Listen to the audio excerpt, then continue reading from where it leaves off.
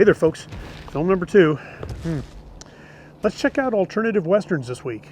That sounds fun. Roll the film.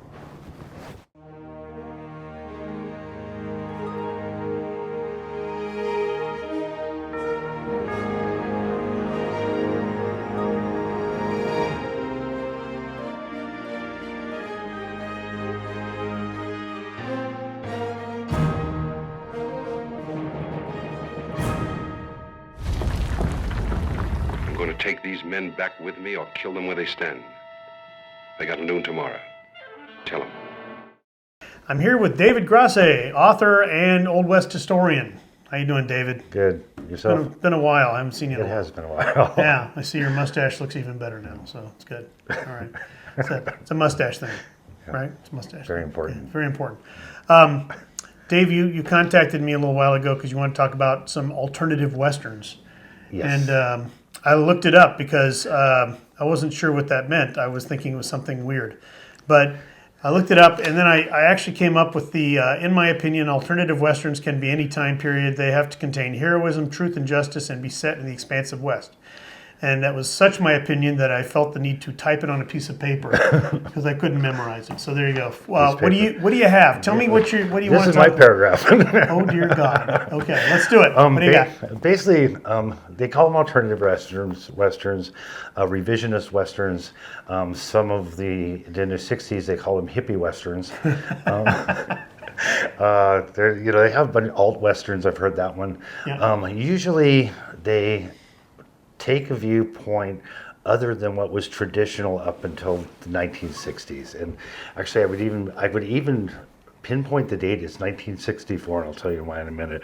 But I think prior to that, there were movies like the Oxbow Incident, Warlock with Henry Fonda. Henry Fonda's in both of those. It's kind of strange. Right. Anthony Quinn was in Warlock, right? Yeah. The Gunfighter with Gregory Peck, where you had these kind of different stories where it wasn't the hero saving the day like an Errol Flynn movie, right. These start twisting the narrative a little bit. They also, as they go on, they start including more women, more Native Americans, more people of color, and the narrative also changes. Now we're looking at the West as it more likely was, where it wasn't shades of black and white. There was ambiguity, moral ambiguity galore. I kind of think also there's kind of two waves of it. You have those older movies like the ones just mentioned, where you have these really different tales, like especially the Oxbow Incident, because it's really good because they they hang those 3 innocent guys and find out what went wrong, and it's spoiler alert. Sorry. Yes, yeah. There'll be a lot of those. Dang it, David. Sorry, spoiler alert. There's 2 waves of it. One starts in 1964 and goes into about the 1980s. Then something happens, and it happens to all the westerns in general. Basically, they just fall off after the 80s. There's a couple movies like Silverado and stuff like that, but we're back to the old, heroes, white heroes saving the day. Uh-huh. And then in the 90s, it starts picking up again with these very different tales. In fact, you start seeing more of them. It really, I think, changes with Fistful of Dollars. And I read an interview with Eastwood, and he felt that the Western had become stale. I think that was his exact word, stale and repetitive. And he's like, I wanted to do something different. Of course, Sergio Leone calls him, says, hey, you want to do this movie?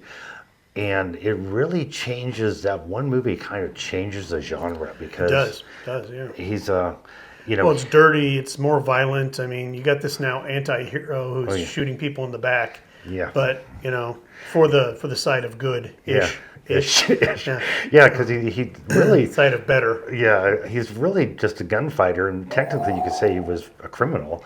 He was. And I mean, he's doing it for his own gain. He's not doing it to help anybody. Right. I think he has one altruistic moment in the entire film. The rest of the time, he's just playing these 2 gangs off each other. My mistake, more coffins. going forward from there, we start rooting for these people who are like not really quite, that whole moral ambiguity thing again. Right. It's you get movies like Pat Garrett and Billy the Kid. Oh God, yeah. Sam Peckinpah campaign. Yeah. Well, that's interesting because I never would have put those in the category of alternative, but you're absolutely right. I mean, now we're seeing more violence, we're seeing back shooting, we're seeing all the things that John Wayne did not condone. Mm-hmm, yeah. Right? We're seeing lots of blood and stuff. And even more accepted Westerns, we're still cheering for like Butch Cassidy and the Sundance Kid. Right. In the 1950s, that probably wouldn't have got made.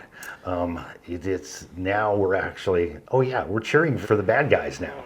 Who the guys, of course, it helps you have two very charismatic actors, and it's funny and this kind of thing. But they're still cheering for the bad guys, and and this really culminates, really with like the Wild Bunch, where you're definitely cheering for the bad guys. Yes, the Mexican general is worse, but these guys are bad. Right. Yeah, they're all bad. Yeah. And then you start seeing the change with the way we portray Native Americans. I would almost say it starts with Hombre, where Paul Newman, he's still wearing brown face and playing a Native American. Right. Or actually, no, I think he's white, but he grew up with the Apache. That's Right. what it is, yeah. And then you get movies like Soldier Blue with Candice Bergen. And it's one brutal movie. And it doesn't end well. But your sympathies are now with the Native Americans rather than like the old John Wayne cavalry movies where it was like, you're sympathizing with the cavalry. It's not the army, Soldier Blue. They're not the ones getting killed off in this damn fool country. One of my all-time favorite Westerns is McCabe and Mrs. Miller. I was going to ask you if you thought that fit into the alternative. You're cheering for the gambler and the madam. Right. To start with. And but the interesting thing is you get to see how that all develops in the movie. They went into partnership together. And Julie Christie's so good at it because she comes in and he's already trying to do the, run prostitutes. And she goes, "You're doing it wrong. I can do it better." Right. And all of a sudden you're like, "Wow, I like this woman." But then of course, and then the corporation comes in and and changes everything. It changes everything, and in the end, it's set in the snow. There's one cowboy in it, and gets killed almost immediately. Yeah. I remember. I watched it a little while ago. It's not one of my favorites as far as I like the storyline, and I think the acting was great. But they play a lot of the boredom and the droning on that happens in those movies. So it kind of gives you a feel that the Old West was a really kind of a slow, boring place. Yeah. Which it probably was. Look at George Hand. Yeah, exactly what I was going to say. These past few weeks have been a dreadful bore. Some other ones, Lawman, where you do have the oh my gosh, that's a tough movie. Yeah. Ooh, I'm not sure I like that movie, but I really like him. And I thought Burt Lancaster did an amazing job in that movie. But that's a tough movie to watch. That ending. Yeah. What the heck? Yeah, I know. Sorry, don't ruin it. Honestly, another spoiler alert. Sorry. And halfway through the movie, he tells this young gun, he goes, "Yeah, some of you guys practice, you get good with the gun, but you'll never be as good as me, because I'm a killer with a badge." He goes, and he like pretty much admits that's what his job is. He goes, "My job is killing men." I am a lawman. You know what a lawman is, Crow? He's a killer of men. That's what the job calls for. There are nicer ways to put it, but it reads the same. And at the end, when he is going on that spree, the funny thing about it is that everybody in town is like, "Oh my God, he's so horrible." He is not enjoying it. You can see it in his face. He doesn't hate it. It's just his job, like you said. Yet, every one of those is justified. Every person tried to kill him. Yeah. It's like, what is he going to do? Shoot him in the hand? Yeah. I mean, anyway, sorry. Lone Ranger style. Yeah, exactly. Yeah. I don't like the idea of getting shot in the hand. Another really good one is the Culpepper Cattle Company. That's a good one too. It's the young boy who Bad Company, another one, right? Oh yeah. Would that be an alternative Western? I would say so. Yeah. Okay. Young men who think the West is a certain way and the whole thing, and when they actually get out there and joins the cattle company and starts doing it, he realized that it isn't the romanticized thing he had envisioned. Yeah, and of course, like High Plains Drifter, your good guy is definitely a bad guy. Yeah. So you got quite a list there. Oh yeah, I like it. Is I Bone mean, Tomahawk on there? 'Cause I wrote yeah, Bone Tomahawk. that's in the second part. Oh, sorry. Okay. Yeah, and basically Outlaw Josey Wales. I mean, you know, Yeah, it's the Missouri Breaks, where with Jack Nicholson. But yeah, another that ends bloody for everybody. It does. Yeah, it's pretty bad. And it ends in heartbreak too, doesn't it? Oh yeah, yeah. It's, One-Eyed Jacks with Marlon Brando. oh yeah, that's a very, very good. Yeah, that's one of those ones that kind of predates those a little bit, because I think it comes out like the late 50s or Right. very early 60s, so it kind of predates them. But like I said, sometime about 1980, and I would actually maybe even finger the exact movie that blew it.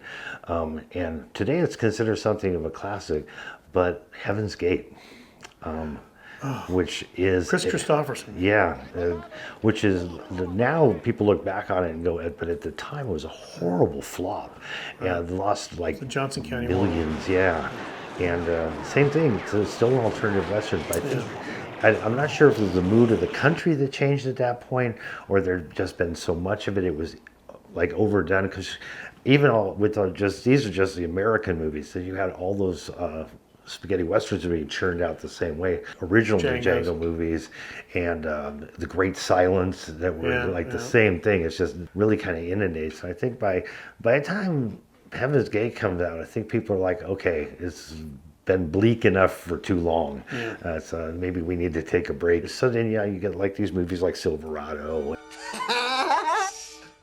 So folks, in this particular part of the video, we lost audio for the last section of it, so we're not going to be able to have that for you. But I will have a list for you later on. Oh, hey, Nolan. Hey, this is Nolan Van Clausen. He's actually working as the sound designer in the film. How apropos, right? Hey, you've had audio fail on you before, right? In a video like mine? No. I mean, you haven't? Like, have you ever had a situation where, like, the batteries ran out, or... No. Never? No. Okay. The reason I'm down in Tucson right You're now.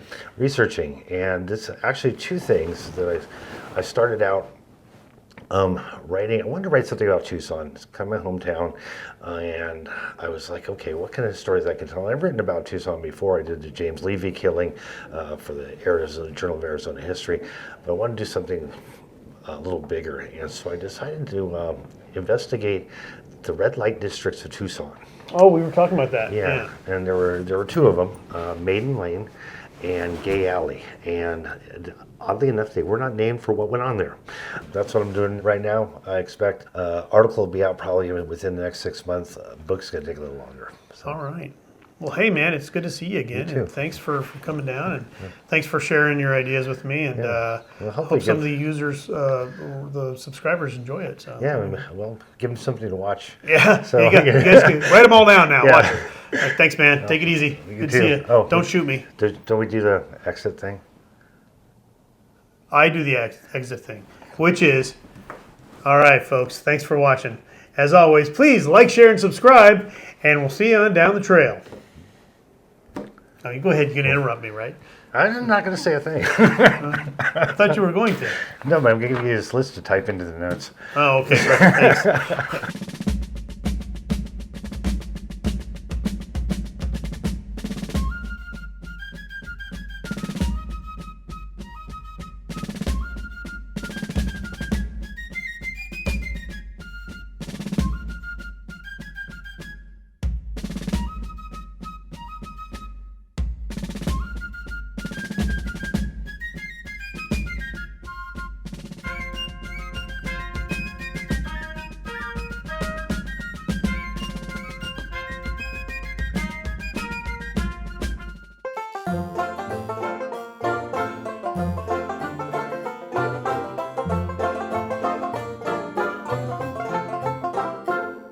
And then we have the continuity error with my glass keeps refilling itself. Oh my goodness, yeah. Right. Script supervisor.